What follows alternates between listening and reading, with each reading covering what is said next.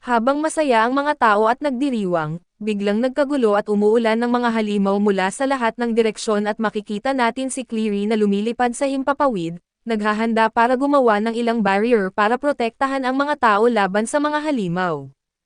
Humihingi siya ng tulong kay Reggie at ito ang pinuno ng Fire Mages, na harapin ang mga halimaw habang tinatapos niya ang kanyang ginagawa at si Reggie at ang kanyang grupo ay naghahanda para sa laban, habang si Cleary naman ay tumatawag ng grupo ng mga golem para pigilan ang pag-usad ng mga halimaw. Kasabay nito si Reggie at ang kanyang team ay umaatake gamit ang isang napakalakas na fire attack na nagpapaliwanag sa buong lungsod. Nagulat ang mga kabataan sa dami ng mga gwardya mula sa Desert Tower na naroon, at nakita nila mismo ang agwat ng lakas sa pagitan nila. Sinabi ni Reggie na ang kabisera ay nasa ilalim ng proteksyon ng Magi Evander, at kahit sinong tanga na susubok lumapit dito ay buburahin sa mundo at inutusan niya ang kanyang team na kumalat at hanapin ang taong tumawag sa mga halimaw na ito, pero hindi niya natapos ang kanyang sasabihin dahil mula sa apoy ay biglang lumitaw ang isang halimaw na walang kahit isang gasgas. Nagtaka siya kung bakit buhay pa ito kaya't muli niya itong inatake at pagkatapos ay tumalikod pa siya na parang chill lang ang lahat, pero hindi pa rin naapektuhan ang halimaw at lumabas ito mula sa apoy na parang kakaligaw lang. Inatake ito muli ni Reggie at sabi nga nila ay pangatlo na ang tama pero tinawag siya ni Cleary at sinabihan na tumakas agad, ngunit huli na ang lahat at sa isang iglap ay lumabas ang halimaw mula sa apoy at hinati si Reggie sa dalawa gamit ang espada nito.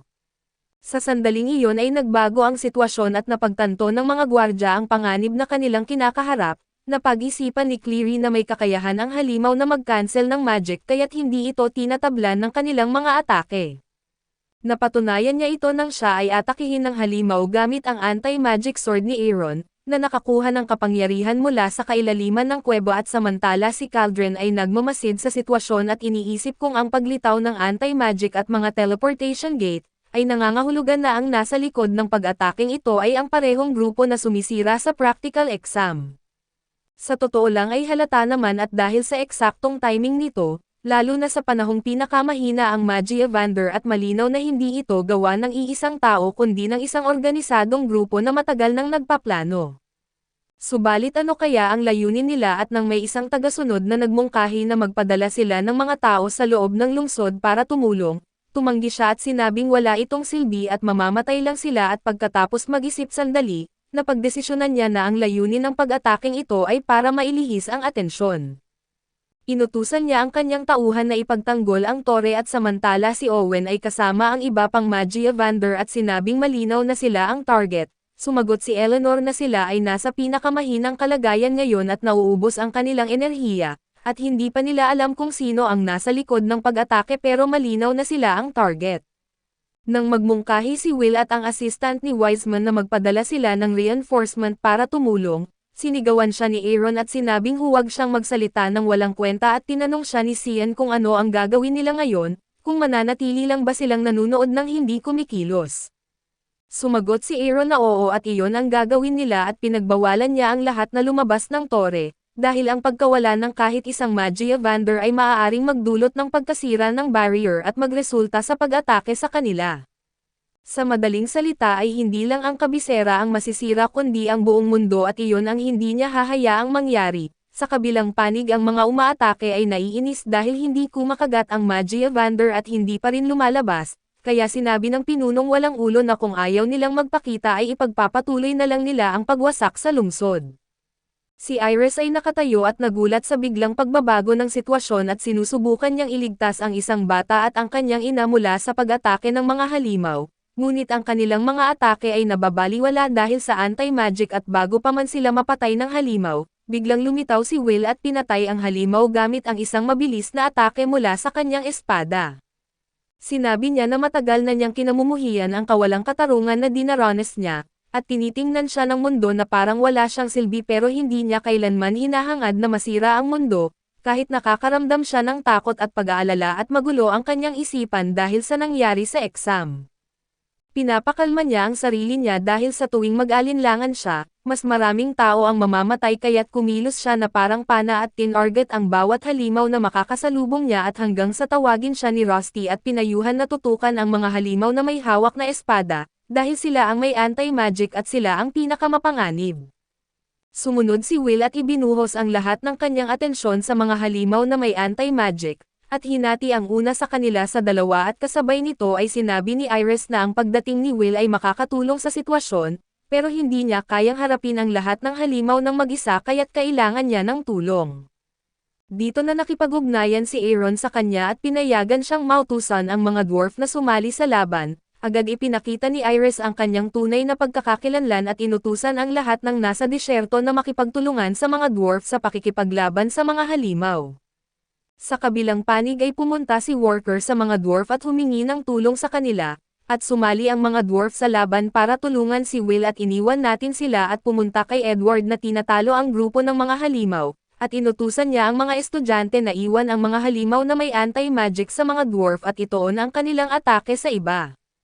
Binanggit niya na wala ng oras para mag-alinlangan lalo na't nasa gitna sila ng digmaan. Nagdadalawang isip ang mga estudyante dahil kahit ang mga gwardya ng Magic Tower ay natalo ng mga halimaw, kaya duda sila kung may magagawa sila. Lumitaw si Liana at inatake ang mga halimaw gamit ang buong lakas niya, pero pinigilan ito ng anti-magic at sinabi niya na kung walang epekto ang magic ay iisa lang ang paraan para talunin ang mga halimaw at inutusan niya si Colt na maghanda. Sa oras na iyon sina Julius at Agner ay pilit na hinaharap ang mga halimaw pero walang epekto ang kanilang mga atake. Iminungkahi ni Julius na tumakas na sila pero binanggit ni Sion na kapag gumagamit ng anti-magic ang mga halimaw ay bumabagal sila ng ilang segundo, kaya dapat silang atakihin ng tuloy-tuloy para mapigilan sila hanggang makarating ang mga dwarf.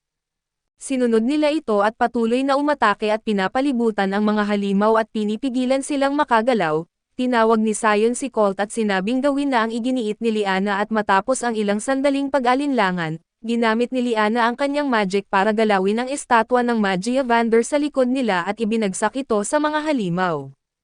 Sa tagumpay ng kanilang delikadong plano, inutusan ni Liana ang iba pang estudyante na gumamit ng bato o anumang pisikal na bagay para atakihin ang mga halimaw at si Cleary, na nagmamasid sa lahat ay nagsabing ang mga estudyante ngayong taon ay may talento at marunong mag-isip, at inutusan niya ang iba pang gwardya na protektahan sila.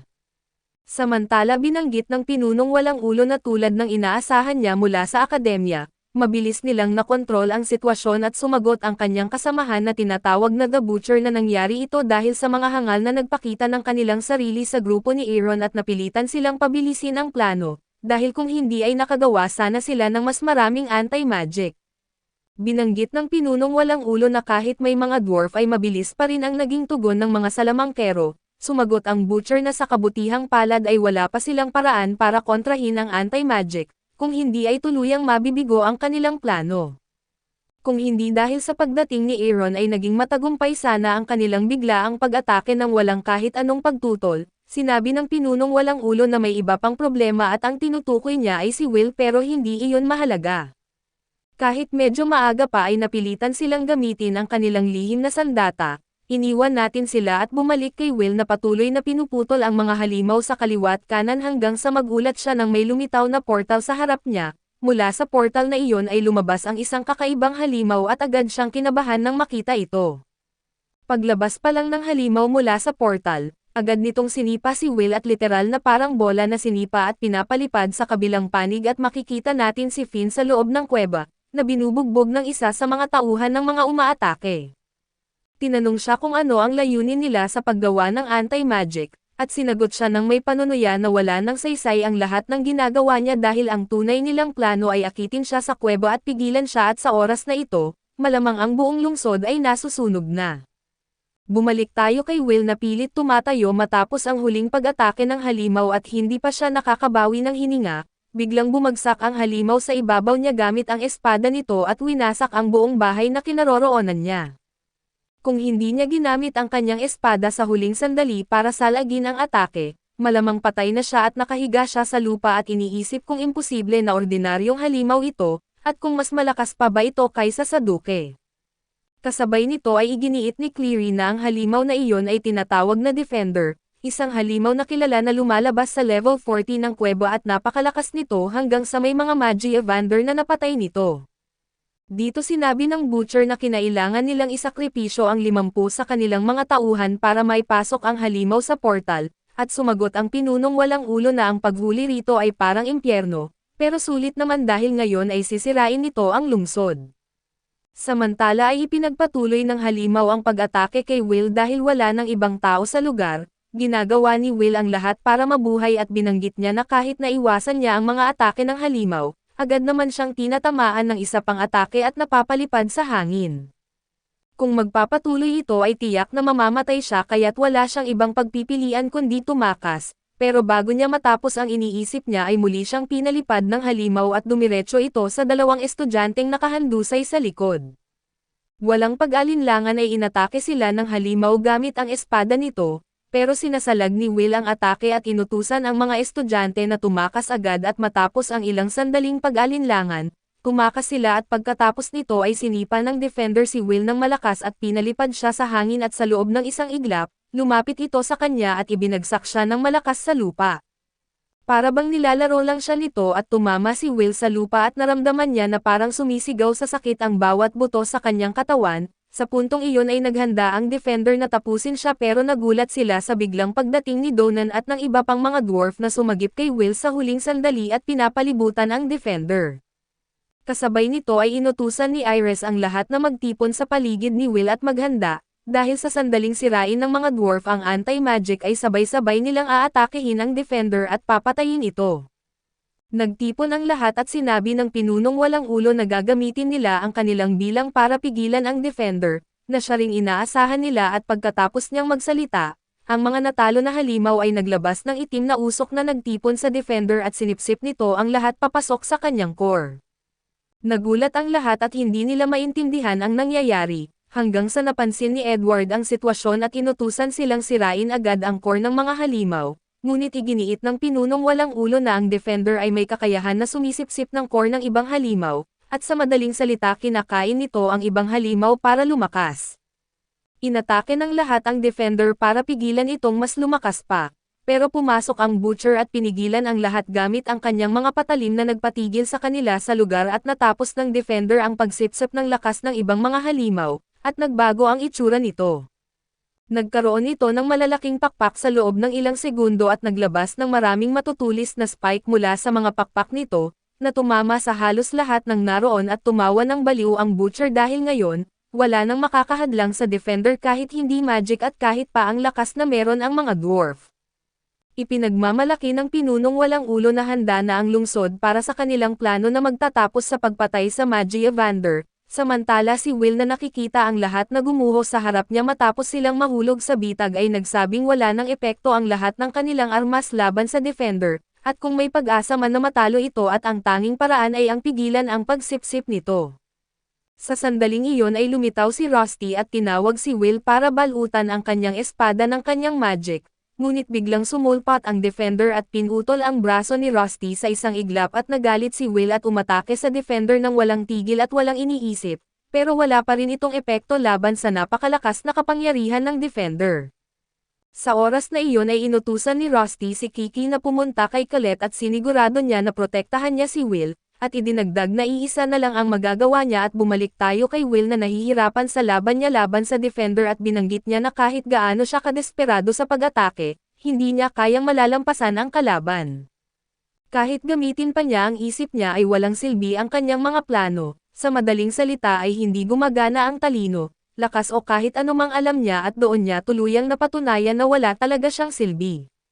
Bumagsak si Will sa lupa at sumusuko matapos ang huling pag-atake ng defender, lumapit ang defender sa kanya ng dahan-dahan at inihanda ang huling suntok at habang naghihintay si Will sa kanyang katapusan at tinatanggap ang kanyang kapalaran, nagulat siya na buhay pa siya.